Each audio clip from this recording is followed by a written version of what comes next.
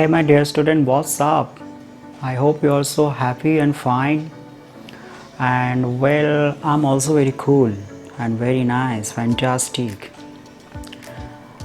I know आप लोगों का भी एग्ज़ाम जो है वो कमिंग सून है एंड उसी पर्पज़ से मैंने ये वीडियो बना रहा हूँ and definitely this video will help you a lot. Actually जैसे आपको पता होगा first second third fourth fifth six seven eight nine tenth 11 12 ये जो क्लासेस हैं या फिर college university and then after the highest degree of PhD, किसी भी क्लास में अगर आप देखना एक सब्जेक्ट रहता है and that is English subject. Compulsory नहीं है कि you have to take, but ये रहता है. स्पेशली अगर आप इंग्लिश सब्जेक्ट को अगर आप स्कूल लाइफ में देखो, स्कूल सिलेबस या फिर कॉलेज सिलेबस में, उसमें ये जो सब्जेक्ट रहता है, इस सब्जेक्ट का कहीं ना कहीं एक यूज़ होता है. आज हम ये डिस्कस करेंगे कि इस सब्जेक्ट का यूज़ कहाँ पर होता है. एक तो पर्पस आपको पता है कि हम एग्ज़ाम के पर्पस से इंग्लिश को प्रिपेयर करते हैं कि हमको स्टोरी कंप्लीट करना है, पोएम कंप्लीट करना है, ड्रामा कंप्लीट करना है एंड देन आफ्टर उसमें से जो मार्क्स मिलेंगे उससे हम पास हो जाएंगे.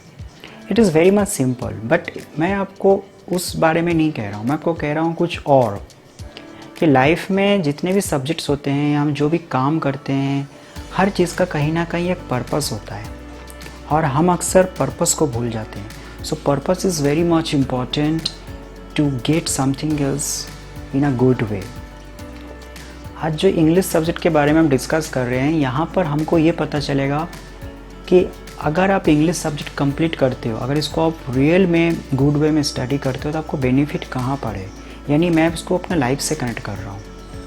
आप देखना अक्सर इंग्लिश सब्जेक्ट में एक स्टोरी होता है, एक पोएम होता है, एक ड्रामा होता है. सो स्टोरी का बेनिफिट कहाँ है, पोएम का बेनिफिट कहाँ है, ड्रामा का बेनिफिट कहाँ है, ये चीज़ हम देखेंगे. अगर आप एक स्टोरी को कंप्लीट करते हो, जिसको प्रॉज बोलते हैं, स्टोरी में देखना आप जब ट्रांसलेशन करने जाओगे तो you will face of translating power, you will face of grammar errors, you will face of making a meaning. यानी मीनिंग की प्रॉब्लम आपके सामने आ सकता है, ट्रांसलेटिंग पावर में प्रॉब्लम आ सकता है.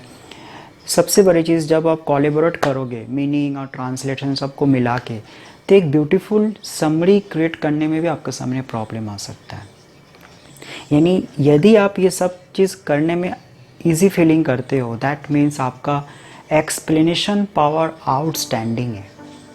और यदि आप नहीं कर पाते हो, दैट मीन्स कहीं ना कहीं आपका एक्सप्लेनेशन पावर नहीं है, आपका ट्रांसलेटिंग पावर नहीं है, आप में वोकैबुलरी पावर नहीं है. मतलब क्या है कि इंग्लिश में जो स्टोरी होता है उससे हमारा क्या बिल्डअप होता है, vocabulary, translating and explanation power. यही चीज़ जब आप लाइफ में किसी टॉपिक को समझाने में किसी को समझाने जा रहे हो, उस समय आपका यही एक्सप्लेनेशन पावर हेल्प करेगा. सेम थिंग्स आता है नेक्स्ट पोएम. पोएम में भी देखना इनडायरेक्टली कुछ मीनिंग्स होते हैं और उस पोएम को हमको किसी और को समझाना पड़ता है. जबकि पोएम अगर आप देखो तो पोएट जो लिखते हैं उसमें बहुत डीपली मीनिंग होता है.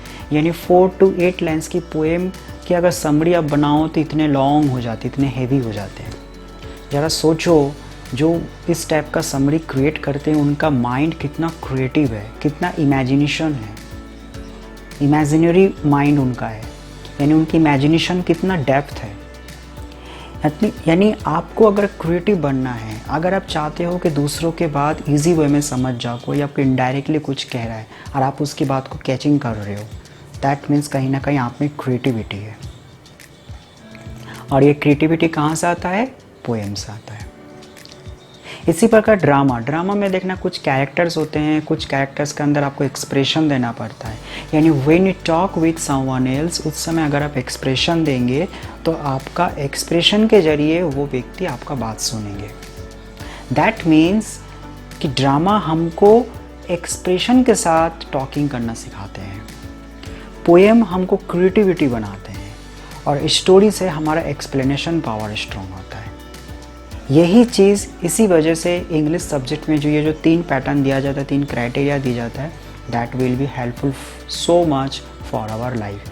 और इसको आप स्कूल में कन्वर्ट कर सकते हो, इसको आप अपने जॉब में कन्वर्ट कर सकते हो, इसको आप अपने बिजनेस में कन्वर्ट कर सकते हो. जैसे सपोज़ अगर आपको एग्जाम्पल तौर पे आप क्लासरूम में हो, आपको मॉनिटर ने कुछ आप एक मॉनिटर हो और आपके क्लास के जो फ्रेंड है उसने आपको कुछ कहा कि मुझे बाहर जाना है। अब आपको उनको ये कहना है कि नहीं तुम बाहर नहीं जा सकते, तो एक ऑप्शन क्या है कि आप उनको फोर्स करो। फोर्स करेंगे तो आपकी बात सुनेगा नहीं। और दूसरा ऑप्शन क्या है? दूसरा ऑप्शन ये है कि आप उनको समझा सकते हो, लेकिन जब आप समझाने जाएंगे तो आपके सामने एक्सप्लेनेशन पावर होना चाहिए। तो ये चीज़ कहाँ से आपको पता चला? स्टोरी से। अब मान लो कभी आपकी वजह से क्लास में नॉइज़ क्रिएट हुआ, और जब आपकी वजह से क्लास में नॉइज़ क्रिएट हुआ तो टीचर ने आके आपको डांटने लगे। उस समय आप अपने एक्सप्रेशन के जरिए टीचर को बता सकते हो कि मेरे साथ ऐसा नहीं ऐसा हुआ है, and next time I will follow about this. So this technique you will learn from drama. So somewhere else drama, poem and story, all these are very much benefit for us. अगर आप इसको follow करेंगे then definitely you will get a lot of knowledge. You will not face any problem in your life, क्योंकि drama gives us to become a flexible for giving an expression to others. Poem helps us to become a creativity when someone talks us indirectly and to understand the feelings of that person. And story gives us to gain the knowledge how to explain, how to develop meanings and how to develop translation. अगर ये तीनों capability आपके अंदर हुआ तो आप कहीं पर भी चले जाओगे, आपके सामने कोई दिक्कत नहीं होगा। You will not face any problem to understand yourself and to understand others. So English literature बहुत इम्पॉर्टेंट पार्ट है, ये हमारे लाइफ का एक हिस्सा है। इसको आप उस वे में पढ़ो जैसे ये आपका लाइफ का एक पार्ट है, क्योंकि अगर आप सिर्फ सिंपल क्वेश्चन बेस पे पढ़ोगे तो you will face a much problem. लेकिन इसको अगर आप एक हिस्से के हिसाब से पढ़ोगे कि no it is a part of my life, अगर स्टोरी पढ़ोगे तो आपको नॉलेज मिलेंगे, पोएम पढ़ोगे तो आपको क्रिएटिविटी बढ़ेंगे, तो आपको एक सब्जेक्ट का बर्डन जो है वो कम हो जाएगा। अब नाउ चॉइस आपकी है कि आप चाहते हो कि 4-5 क्वेश्चन पढ़ लो और एग्ज़ाम में पास हो जाओ, तो शॉर्टकट रास्ता है, अपनाओ। रिज़ल्ट आपको एग्ज़ाम के बाद पता चलेगा कि आपके अंदर क्रिएटिविटी कुछ नहीं रहेंगी। और अगर आप चाहते हो कि नहीं मेरी क्रिएटिविटी बढ़े, तो आप क्वेश्चन भी पढ़ो जिससे पास हो जाओ और साथ साथ नॉलेज भी गेन करो। ये सिर्फ मैं इंग्लिश की बात कह रहा हूँ, ऐसे हर सब्जेक्ट का है।